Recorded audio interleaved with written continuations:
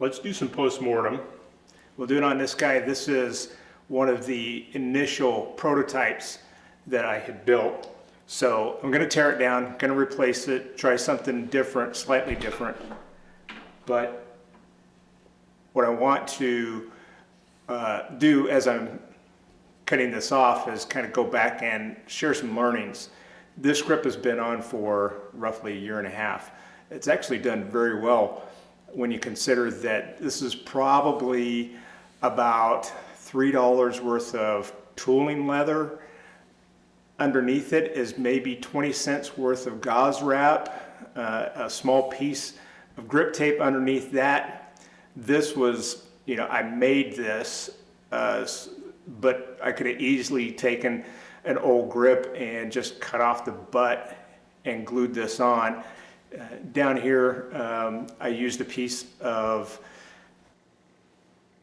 shrink material, trying to see if that would work as a type of ferrule to cover this and make it look nice. Obviously it didn't, but all in all, there's maybe about $5 or $6 worth of material that's in this, and it's lasted that long. So the longevity of it actually has surprised me. So now a few learnings, and you see that I've used the stitch, and the stitch is still in really good shape. I didn't have anything begin to come apart. Nothing ever looked like it was going to fray or give way. Over the years though, and it was almost immediate, this cap, let's see if we can get this cap off. This cap here is just epoxied on, and it's pretty goobered up with epoxy. I had put the grip on just before a golf trip up to Utah, and I think I played one round and it had come off. Now my current design is to use this cork and just shave this cork down and insert it in the end so that there's a little bit of interference fit. This butt cap doesn't have that. It's just the cap itself. And again, let's see if we can get this off. Try to do this without boogering up the end of the graphite shaft here, because we still want to maintain the integrity of the shaft. There we go, start to peel away. And I did take a whole bunch of epoxy that I had brought with me, and I just caked it on there. And it held. This held for now almost a year and a half. And you can see, there's a bunch of epoxy that's in there, and that's all it was. So that's all I did. I just took it and I just glued it on there. And it hung. It's not pretty. It wasn't nice and neat in there, and there's some residual. You can see there's some residual crust that was in there that you could see, but functionally it worked well. Because it's not pretty, obviously I'm not trying to go replicate that, and I don't want to do the same thing, but I know that, if I take and I have the butt cap and figure out a way to put it on there, for all intents and purposes, it does what it needs, and it will stand up over time. There's the end of the butt cap right there. And you can see we got, a little bit of wear and tear. It's been in the bag for a while. Probably have roughly, I would say, 70 to 80 rounds on this grip. Now, some of the things that to know about the grip itself. The material, the leather, I used tooling leather because it was cheap, and knowing that this was a prototype, I didn't want to go after something exotic from the very first go. So just took some tooling leather. It's become a little slick, and actually got slick fairly fast on the outside. So what I would have to do before rounds is I usually would carry a rosin bag, and I'd figure out a way to kind of tack that up. Every once in a while I might put a little bit of dressing on there, whether that was neat's foot oil or saddle soap or something, in an attempt, and it would do okay for a little bit, but then it'd kind of get back to being a little bit hard and slick. So that's one of the things that I want to try to figure out a way to improve on. Also, it might be a little difficult to see. You might see some little uneven spots in here. And those uneven spots really are due. Let's cut away some of this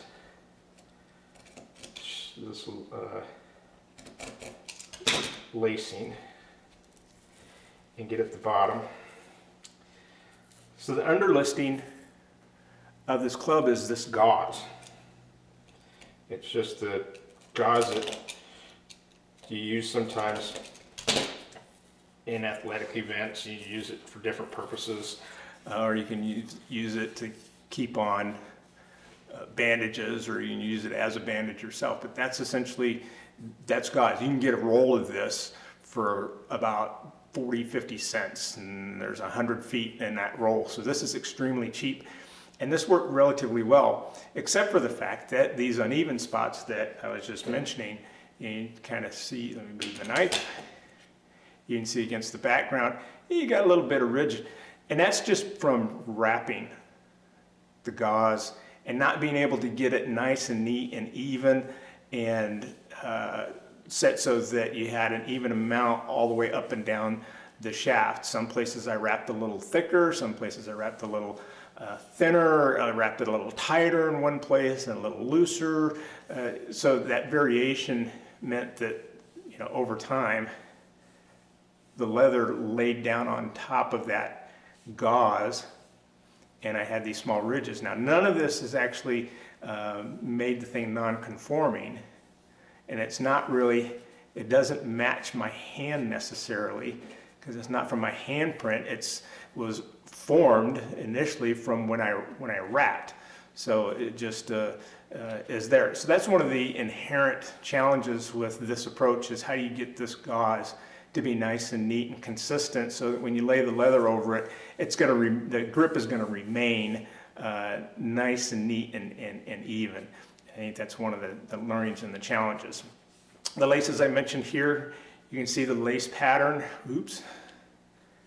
that was used. All in all, still in pretty good shape. Never had a problem with it at all. Again, as I mentioned, it never frayed, it never began to give way, and hasn't really shown any signs of wear until I just took the knife to it here a few moments ago. So that's been a really good and useful lesson. So let's take the remainder of our grip off.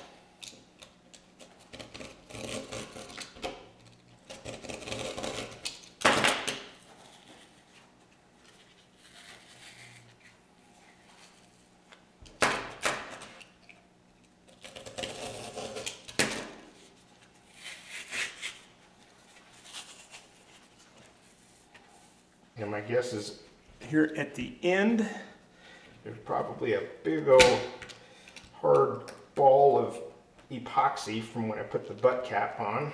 And I laid it on there thick enough that that sucker never came off for a year and a half.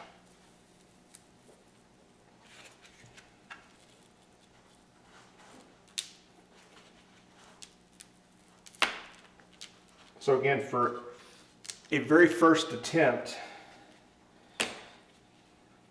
at this type of design, there's our leather. And again, it was just, you know, cheap tooling leather that I used. You see it still has a lot of the suede on the back. Wasn't anything fancy, wasn't goat leather, wasn't deer skin, not elk. Just essentially tooling cowhide. There's the gauze. Taking the gauze off gently without scoring up the shaft. This stuff was just wrapped, and it was pretty nice. It's hard to see, I don't know if you can tell.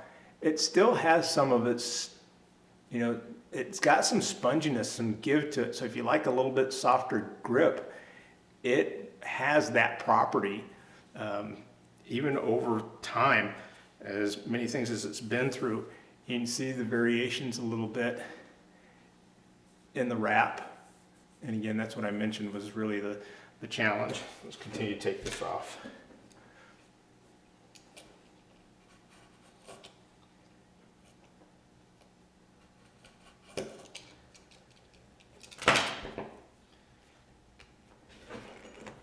Or I guess I should say at least get it down to where we can see what's underneath there. I don't think you need to necessarily watch it. Me take the grip completely off. I do want to expose it enough to be able to show what's down and deep and underneath. So you can see it, I've peeled it back enough. So right there, that's just regular grip tape. So the process for building this thing was I slipped, and as you see here, there was no ferrule on this thing. What I attempted to use, I just attempted to use some larger diameter shrink tubing, and I put that down the shaft, put my grip tape on the shaft, and after I had the grip tape on, took my gauze tape, wrapped it, trying to measure at intervals because I had a flared profile going out, tried to measure at intervals to a certain thickness, and then after that, laid my leather over it, centered it up, and there was no adhesive because this stuff's really tacky. Putting the leather on top of it, it stayed in place just perfectly fine, and then I stitched it up, and we glued the cap on and hoped that it stayed, and it didn't for the first couple weeks, but then after we really got aggressive with the epoxy, it never came off until this moment. So that's our first prototype. Again, the learnings are the leather gets a little bit slick, probably has a little bit to do with the type of leather itself, probably also has a little bit to do with just the way that we prepared it. There's not a whole lot of dressing on it, and trying to figure out how to go do that, and we'll share that in some future videos. That probably has to do something to do with it being a little slick and unevenness, and I think that's just going to be a challenge. The butt cap, keeping the butt cap on, is not a real pretty installation when you just got to slobber a whole bunch of epoxy on the end and hope that that stays. And again, shrink tubing, not an option. This was the one and only time that I tried it. It stayed on for about 3 days, came off, and once that comes off, you can't put a ferrule on the other end. You just, unless you want to take the head of the club off, and I wasn't going to do that. So learned very quickly that having shrink tubing on the end, even if you tried to put some type of glue in there, it's just not robust enough to be able to stay on the club for any length of time. So that's why we worked on trying to get to design where in the future our ferrules are here, and I've got a couple of prototype clubs that will break down, and then we'll talk about how these performed out in the field. So there's the first prototype using gauze tape. All in all, if you're looking for a way to do this, if you can figure this part out, and if you can figure this part out, which may be just cutting them off of old grips, or even, I know a lot of people have used old grips, you can take this material, lay it underneath, and then lay your leather over. I like using the lace method. It's easier versus the strap. Eventually, maybe some point in time, I'll tackle strap, but for right now, just putting one piece on and stitching it up, I think, is the better way to go. If you have problems with where it's raised, leather's very easy to take, and you can tap it down so that you can make the grip conforming if you have some raised areas. So there we have it. Teardown of this prototype, and all in all, it did pretty well. Very satisfied, but we're going to move on to a couple other designs and see if we can improve on this.